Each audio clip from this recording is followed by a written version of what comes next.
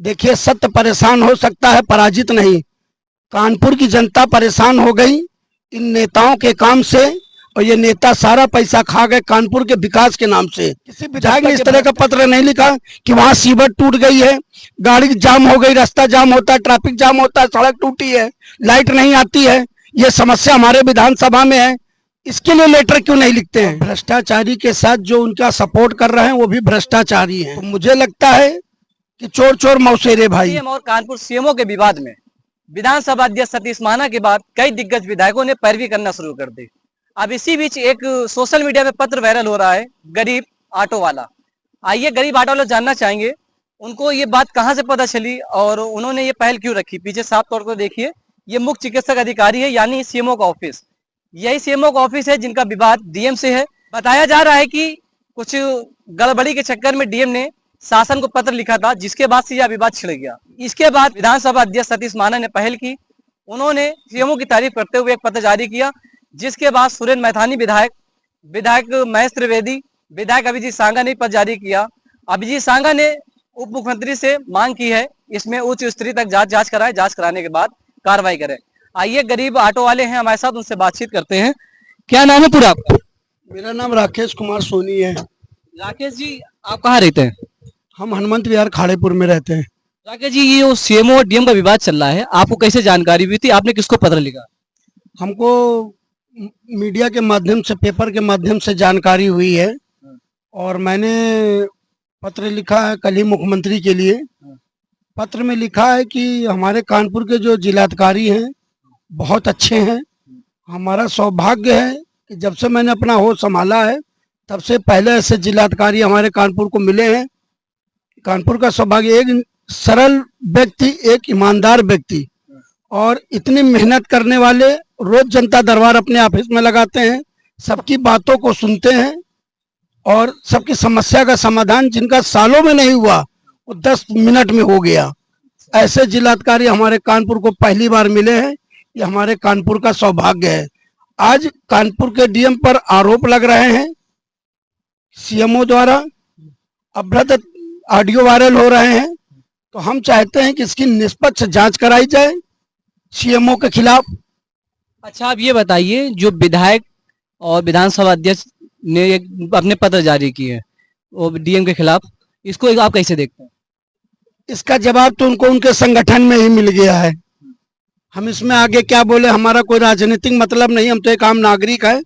इसका जवाब माननीय विधानसभा अध्यक्ष जी, माननीय जो 2 विधायक और हैं, अरुण पाठक साहब, मैथानी साहब, उनको जवाब उनके ही संगठन के विधायकों ने ही दे दिया है। अच्छा, जैसा कि हल्ला मच रहा है कि जो आपने कानपुर की समस्या है, जाम हो गया, सीवर की समस्या हो गई, और भी कई सारी समस्या है, उस पर आज तक किसी विधायक और किसी ने पत्र नहीं लिखा है, लेकिन सीएमओ और डीएम के विवाद में कई सारे पत्र वायरल हो गए। भ्रष्टाचारी सीएमओ है, और भ्रष्टाचारी के साथ जो उनका सपोर्ट कर रहे हैं वो भी भ्रष्टाचारी हैं। अगर ये इसको राजनीतिक से ना जोड़ें, इसको राजनीतिक से हटा दें, अलग कर दें। आप जनता के चुने हुए प्रतिनिधि हैं, आप जनता को सुने। जनता किसकी तरफ है? जनता का दर्द सुनने वाला कौन है? जो सुन रहा है, ईमानदारी से काम कर रहा है, आप उसका सपोर्ट करिए। शासन तक आपकी बात आप पहुंचाइए शासन को। ये फैसला शासन को करना है, ना कि किसी सांसद विधायक को। अगर विधायक इस चीज का फैसला लेते हैं, लिखते हैं कि डीएम का स्थानांतरण करा दो, डीएम का ट्रांसफर करा दो, तो मुझे लगता है कि चोर चोर मौसेरे भाई। अगर अभी तक किसी डीएम ने इस तरह का कोई पत्र नहीं लिखा, किसी विधायक ने इस तरह का पत्र नहीं लिखा कि वहां सीवर टूट गई है, गाड़ी जाम हो गई, रास्ता जाम होता है, ट्रैफिक जाम होता है, सड़क टूटी है, लाइट नहीं आती है, ये समस्या हमारे विधानसभा में है, इसके लिए लेटर क्यों नहीं लिखते हैं? लेटर सिर्फ लिखते हैं वहां पर जहां पर धन की उगाही होती है, जहां पर भ्रष्टाचार होता है, और जहां भ्रष्टाचार होता है वहीं बिन पेंदी के लोटा हैं, ये वहीं पलटी खा जाते हैं। सांघा जी ने जैसा कि डीएम साहब के लिए लिखा, इसके लिए सांघा जी को आभार है, धन्यवाद देता हूं। महेश त्रिवेदी जी को धन्यवाद देता हूं, और उनके साथ साथ मैं उन कानपुर की जनता को धन्यवाद देता हूं जिन्होंने काफी संख्या में बढ़ चढ़ करके डीएम साहब का सपोर्ट किया है। और डीएम साहब वास्तव में बहुत नेक और ईमानदार व्यक्ति हैं। उन्होंने कई बेटियों की फीस भरी है। यहाँ तक कि भी मैं खुद स्वयं एक ट्रैफिक इंस्पेक्टर से पीड़ित था 30 दिसंबर 2024 को, और मैं 26 जनवरी को इच्छा मृत्यु मांगने गया था। मुझे लगा कि मुझे नहीं जीना चाहिए जिस तरह से उसने मुझे अपमानित किया था, लेकिन डीएम साहब की सोच, उनके कार्य करने की शैली इतनी अच्छी है कि आज उन्होंने मुझे इतना सम्मान दिया कि मुझे नई जिंदगी दे दी। आज मैं कुशलता पूर्वक अपनी ऑटो को चला रहा हूँ, ये उनका आशीर्वाद है। और नहीं, मैं तो जाने कब मर चुका था, मुझे तो ये भी नहीं पता था कि मैं जिंदा रहूंगा कि नहीं रहूंगा।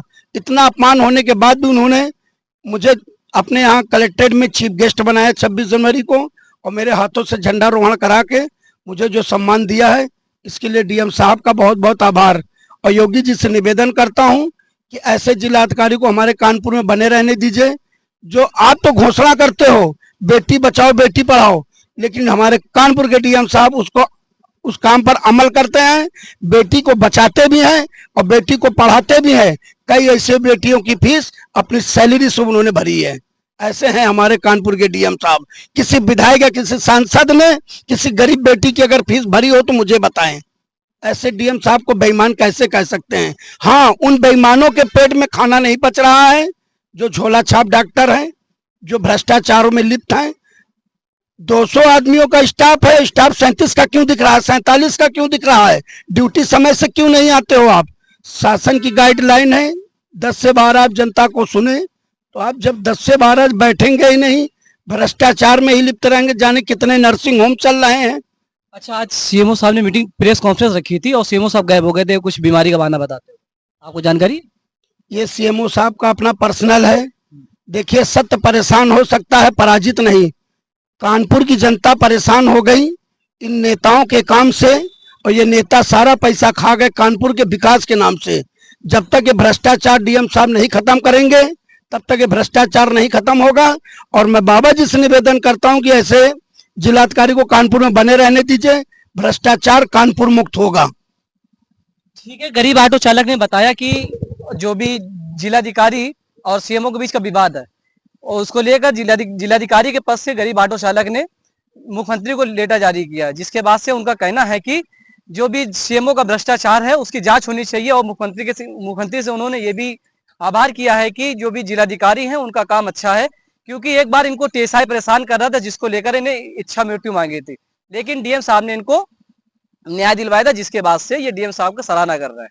अब देखना यह होगा कि ये जो पूरा मामला है, पूरा मामला मुख्यमंत्री तक पहुंचा है, इसमें क्या जांच होती है, कौन दोषी पाया जाता है और कौन हटाया जाता है। बेबाक पत्रकार चैनल के लिए नूरुल अली।